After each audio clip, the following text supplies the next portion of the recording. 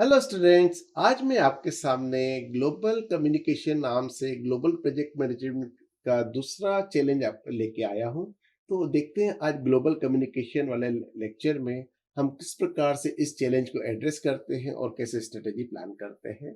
तो इसका सबसे पहला चैलेंज आता है हमारे पास stakeholder and communication channel. तो stakeholder and communication channel का मतलब होता है कि स्टेक होल्डर्स को आइडेंटिफाई करना और उनके आपस में जो कम्युनिकेशन है या उनके साथ जो कम्युनिकेशन करना है वो किस चैनल पे कंफर्टेबल रहेंगे। म्यूचुअल मतलब दोनों लोग, सच दैट की स्टेक होल्डर्स और हम लोग प्रोजेक्ट मैनेजर, उस वाले आपके जो कम्युनिकेशन चैनल को प्लान करना। तो ये एक चैलेंज रहता है हमारे पास, राइट।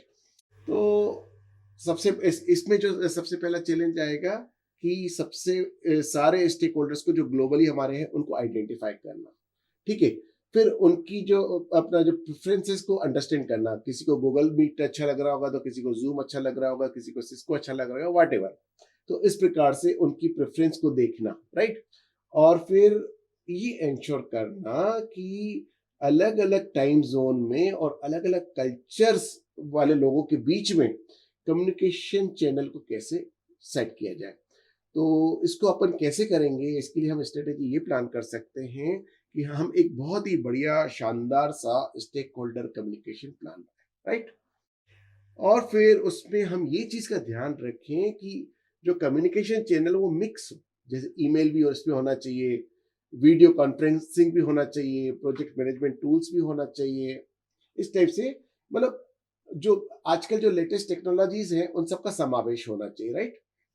मैसेजेस को हमको इस प्रकार से ड्राफ्ट करें कि उस ऑडियंस को ध्यान में रखते हुए इसको ड्राफ्ट करना चाहिए मैसेजेस को। ठीक है। तो इससे हम इसको एड्रेस कर सकते हैं। अच्छा, दूसरा इसमें जो चैलेंज आता है ग्लोबल कम्युनिकेशन में, रूल्स एंड टेम्पलेट सेट करने का। अब रूल्स एंड टेम्पलेट सेट करने का मतलब रहता है कि स्टैंडर्डाइज्ड रूल्स एंड टेम्पलेट्स बनाए जाएं, सच दैट कि वो सबको इक्वली, मतलब सब लोग उसको इक्वली इंपॉर्टेंस भी दें और सब लोग उसके साथ इक्वली कंफर्टेबल भी रहें कम्युनिकेशन के उसमें। तो ये एक चैलेंज है। इसमें जो मेन हमारे पास चैलेंज आता है कि हमको अपने जो रूल्स एंड टेम्पलेट से ऑलरेडी बने हुए उसको चेंज करना पड़ता है, सच दैट कि जो नए रूल्स एंड टेम्पलेट्स लगाने हैं उनको हम एकोमोडेट कर पाए अलग अलग कंट्रीज के कल्चरल एक्सपेक्टेशंस और वर्किंग स्टाइल्स को देखते हुए। तो ये अपने रूल्स एंड टेम्पलेट सारे चेंज करना पड़ते हैं। अब इसके लिए अपन क्या स्ट्रेटेजी प्लान कर सकते हैं कि हम globally applicable rules and templates का सेट बनाए। ठीक है ना। अब उसमें अगर एक बार हमने ये वाला सेट बना दिया तो हमको फिर क्या बार बार उसको चेंज करने की जरूरत नहीं पड़ेगी। फिर हमारा जो भी टीम मेंबर हमको ज्वाइन करता है उसको ट्रेन करें, जो हमारे पास अपना globally applicable rules and templates का सेट है, उसमें हम अपने नए टीम मेंबर्स को और पुराने टीम मेंबर्स को ट्रेन करें। ठीक है ना। और उसको बताएं कि इसको किस प्रकार से यूज किया जाता है। और फिर उसको पीरियडिकली रिव्यू करें और जो भी सुझाव आ रहे हैं या जो भी फीडबैक आ रहा है उसके हिसाब से हम उसको अपडेट करते चले निरंतर। क्योंकि निरंतर अपडेट करते रहेंगे तब जाके जो नई नई चीजें उसमें शामिल होगी तो उससे वो ज्यादा इफेक्टिव हो जाएगा। अब आता है इसका चैलेंज ग्लोबल कम्युनिकेशन का। ग्लोबल कम्युनिकेशन स्ट्रेटेजी कैसे प्लान की जाए, ठीक है ना। अब ग्लोबल कम्युनिकेशन स्ट्रेटेजी का मतलब होता है कि एक कॉम्प्रिहेंसिव प्लान जो ये आउटलाइन करता है कि कैसे कम्युनिकेशन मैनेज किया जाएगा अलग अलग कल्चरल अपना बैकग्राउंड वाले लोगों के बीच में और अलग अलग टाइम जोन वाले लोगों के बीच में और अलग अलग लैंग्वेज बोलने वाले लोगों के बीच में। तो ये कंप्रिहेंसिव प्लान करना ये अपने आप में बड़ा एक चैलेंज है, राइट। सो इसमें क्या चैलेंज आएगा कि सेंट्रलाइज्ड और आपके डिसेंट्रलाइज्ड कम्युनिकेशन को बैलेंस करना, ये एक बड़ा चैलेंज आएगा। कल्चरल नुएंसेस को, जिसे मैंने आपको पहले ही बताया, उनको एड्रेस करना, जो मतलब कहते हैं ना सांस्कृतिक बारीकियां, उनको हमको एड्रेस करना। ठीक है ना। और एक यूनिफाइड प्रोजेक्ट नैरेटिव को सेट करना, ये हमारा चैलेंज है। तो अब इसके लिए हम क्या स्ट्रेटेजी प्लान कर सकते हैं, हम ये स्ट्रेटेजी प्लान कर सकते हैं, हम जो हमारा कम्युनिकेशन गोल है उसको हम क्लियरली डिफाइन करें, राइट। तो ये एक अपना तरीका हो सकता है। दूसरा, जो हमारा ऑडियंस है, टारगेट ऑडियंस, उसके हिसाब से हम अपने जो इसको स्ट्रेटेजी को प्लान करें। ठीक है। मैसेजेस को इस प्रकार से ड्राफ्ट करें कि वो सबको आसानी से समझ में आ जाए और आसानी से सब लोग यूज करें। और कम्युनिकेशन चैनल्स को सेट करें, राइट, इस्टेब्लिश करें, फिर उन सबको अपना इंटीग्रेट करें और उसको फीडबैक के साथ भी इंटीग्रेट करें। हमारे टीम मेंबर्स और स्टेक होल्डर से हम पीरियडिकली फीडबैक लेते जाएं, अकॉर्डिंगली फिर हम अपने इसको प्लान कर सकते। तो ये स्ट्रेटेजी अप्लाई करके हम अपना इसको भी एड्रेस कर सकते हैं, राइट। अब हमारे पास आता है ग्लोबल कम्युनिकेशन टेक्निक। अब क्या टेक्निक, क्या हर देश में, काफी सारे देशों में तो एक ही रहती है, लेकिन बहुत सारे देशों में अलग भी रहती है। तो वो जो टेक्निक है उसको कैसे वो किया जाए, राइट। तो ग्लोबल कम्युनिकेशन टेक्निक का मतलब ही होता है कि अलग अलग जो मेथड्स ऑफ कम्युनिकेशन है या अलग अलग अप्रोचेस हैं इंफॉर्मेशन को ट्रांसफर करने की, उनमें सामंजस्य कैसे बिठाया जाए, कैसी टेक्निक अप्लाई की जाए कि उन सब में सामंजस्य बैठ जाए, राइट। तो जो चैलेंज है, फिर इसमें अपना एक सबसे बड़ा चैलेंज आता है कि अभी जो हम कम्युनिकेशन टेक्निक यूज कर रहे हैं उसको चेंज करना पड़ेगा ऑब्वियसली, क्योंकि एकोमोडेट कर रहे हैं ना हमको बाकी सारी कम्युनिकेशन उनको। तो सबसे पहले इसको चेंज करना पड़ेगा सच दे कि जो अलग अलग प्रकार का ऑडियंस हमारे साथ जुड़ा हुआ है, अलग अलग लैंग्वेज बोलता है, अलग अलग सांस्कृतिक पृष्ठभूमि से आता है, उन सबको उसमें जोड़ना, राइट, उन सबको आपस में जोड़ना, राइट।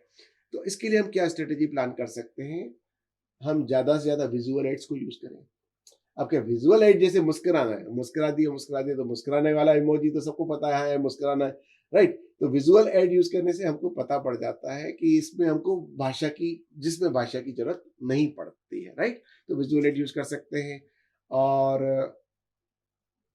पहले भी मैंने बताया कि प्लेन लैंग्वेज का यूज करें, घुमावदार लैंग्वेज नहीं यूज करना है, स्लैंग लैंग्वेज ये नहीं यूज करना है, मुहावरेदार भाषा नहीं यूज करना है, कहावतों वाली भाषा नहीं यूज करना है, एकदम प्लेन टू द पॉइंट बात करना है, शॉर्ट एंड स्वीट, राइट।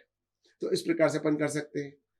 हमेशा आगे वाले का जो कल्चरल बैकग्राउंड है उसके प्रति हमारा दृष्टिकोण पॉजिटिव होना चाहिए, हमारा नजरिया पॉजिटिव होना चाहिए, यानी रिस्पेक्टफुल होना चाहिए, ठीक है। कम्युनिकेशन हमारा टू वे होना चाहिए। वन वे कम्युनिकेशन कभी भी सक्सेसफुल नहीं होता है। हम ही बोलते रहेंगे और आगे वाले को बोलने का मौका नहीं देंगे, या सामने वाला ही बोलता रहेगा और हमको बोलने का मौका नहीं देगा, तो वो कम्युनिकेशन प्लान फेल हो जाएगा। तो हमारा कम्युनिकेशन हमेशा टू वे होना चाहिए। और दूसरा जो रिस्पॉन्स आता है, यहाँ पर जो एक चैलेंज आता है कि हमारा रिस्पॉन्स देर से मिलता है। अभी हम किसी टीम मेंबर को इंडिया में बैठ के और इंग्लैंड वाले को बोले, कोई मैसेज डालें और वो मैसेज का रिस्पॉन्ड ही 5 घंटे बाद आए, तो उसका कोई मतलब नहीं रह जाता है। तो हमको टेक्नोलॉजी ऐसी यूज करना चाहिए जो हमको रियल टाइम में अपना कोलोबरेट करके दे। तो टेक्नोलॉजी पे भी हमको खर्च करना चाहिए, राइट। अब आती है बात ग्लोबल क्रिएटिविटी की। ग्लोबल क्रिएटिविटी में क्या रहता है कि आपका जो एक एनवायरनमेंट बनता है, मतलब आपको बोलते रचनात्मक वातावरण और इनोवेटिव एनवायरनमेंट, ये डेवलप करना पड़ता है अपनी प्रोजेक्ट टीम के बीच में। अब इसमें क्या चैलेंज आता है हमारे पास कि अलग अलग कल्चरल और लैंग्वेज वालों के बीच में कैसे अपन ओपन एक्सप्रेशन को एनकरेज कर सकते हैं। अलग उनके आइडिया सबके अलग अलग है, जो उनकी कल्चरल सेटिंग्स अलग है, उनके टाइम जोन्स अलग है, और जो है भाषा अलग बोलता है। तो ये बड़ा चैलेंज आता है। दूसरा चैलेंज आता है कि कैसे हर आदमी, हर टीम मेंबर, हर स्टेक होल्डर अपनी बात सुना पाए, ठीक है ना। तो ये इसको एनकरेज करना, ये एक बड़ा चैलेंज है। और ऐसे कल्चर को बढ़ावा देना भी हमारे लिए चैलेंज है जो क्रिएटिविटी का महत्व समझता है और उसकी रिस्पेक्ट करता है, उसको वैल्यू करता है, राइट। तो ये हमारे चैलेंजेस, इसके लिए हम, ठीक है, हमारे पास चैलेंज है तो स्ट्रेटेजी भी है। तो इसके लिए हम ये स्ट्रेटेजी अप्लाई कर सकते हैं कि हम एक कोलैबोरेटिव एनवायरनमेंट स्टेब्लिश करें, ठीक है ना, सहयोगात्मक वातावरण, ठीक है।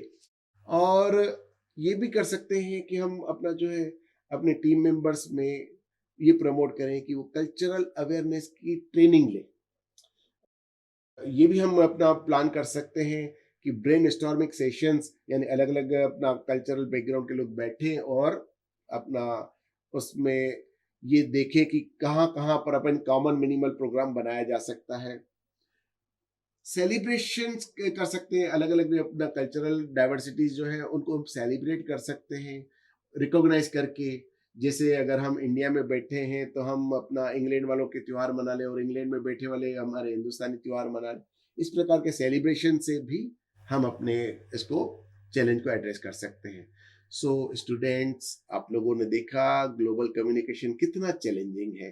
तो ये सारे जो चैलेंजेस आए हैं, लाइक अपना जो रूल्स एंड टेम्पलेट्स एस्टेब्लिश करना है, या स्टेक होल्डर्स और कम्युनिकेशन चैनल्स को एस्टेब्लिश करना है, उनको आइडेंटिफाई करना, तो इस प्रकार के इन सबको इस जो अपना किया, उसके लिए स्ट्रेटेजीज हमने प्लान की, उसको अगर हम अच्छे से इम्प्लीमेंट करेंगे तो हमारा कम्युनिकेशन, ग्लोबल कम्युनिकेशन भी सक्सेसफुल हो जाएगा और हमारा ग्लोबल प्रोजेक्ट भी सक्सेसफुल हो जाएगा। तो आज के लिए इतना ही। हम अगले लेक्चर में लेके आएंगे एक नया लेक्चर जिसका नाम रहेगा ग्लोबल ऑर्गेनाइजेशन। तब तक के लिए थैंक यू वेरी मच।